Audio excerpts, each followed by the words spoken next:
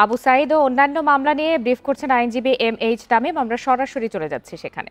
আবু সাঈদের মামলায় তার পিতা প্রথম সাক্ষী হিসাবে সাক্ষ্য প্রদান করেছেন এবং তার পিতার সাক্ষ্য প্রদানের মাধ্যমে আবু সাঈদের মামলার সাক্ষ্য গ্রহণ শুরু হলো।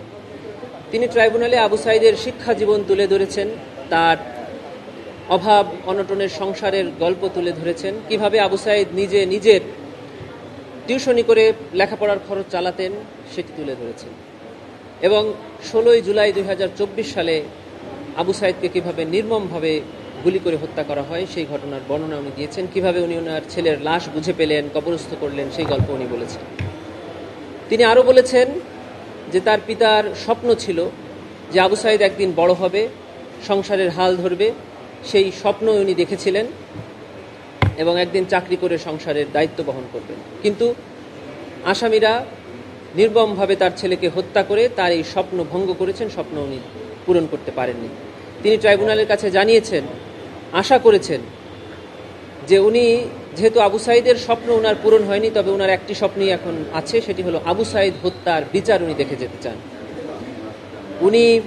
উনি ট্রাইব্যুনালের সামনে বলেছেন যে উনার জীবদ্দশায় যেহেতু আবু সাঈদ বড় হবে, প্রতিষ্ঠিত হবে, চাকুরি করবে, এটা উনি দেখতে পারেননি, তবে উনি উনার জীবদ্দশায় দেখতে চান যে আবু সাঈদ হত্যার বিচার হয়েছে, আসামিদের দৃষ্টান্তমূলক শাস্তি হয়েছে, এটি উনি দেখে যেতে চান মর্মে ট্রাইব্যুনালে ওনার আবেগ, ওনার আশা জানিয়েছেন এবং এই জবানবন্দি প্রদানকালে উনি বারবার আবেগ আপ্লুত হয়ে কান্নায় ভেঙে পড়েছেন ডকে। শুধু তাই নয়, ট্রাইব্যুনালে যারা উপস্থিত ছিল সকলেই আবেগ আপ্লুত হয়ে গিয়েছিল ওনার এই বর্ণনা শুনে। তিনি আসমান ভেঙে পড়েছেন এমন একটি কথা বলেছেন, কি বলতে শুনলেন? এটা একটা স্বাভাবিক কথা।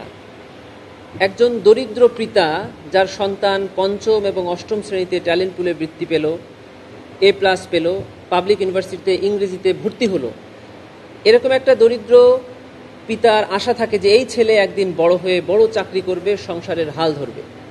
সেরকম একটা পিতার যখন শোনে যে তার এই সন্তানের ট্যাক্সের টাকায় দেওয়া পুলিশ গুলি করে, আইনশৃঙ্খলা বাহিনীর সদস্য গুলি করে তার সন্তানকে দিনে দুপুরে হত্যা করেছে এবং সেগুলো টিভিতে লাইভে শুধু বাংলাদেশ নয় গোটা দুনিয়া দেখেছে, তখন তার পিতার মাথায় আকাশ ভেঙে পড়াটাই স্বাভাবিক।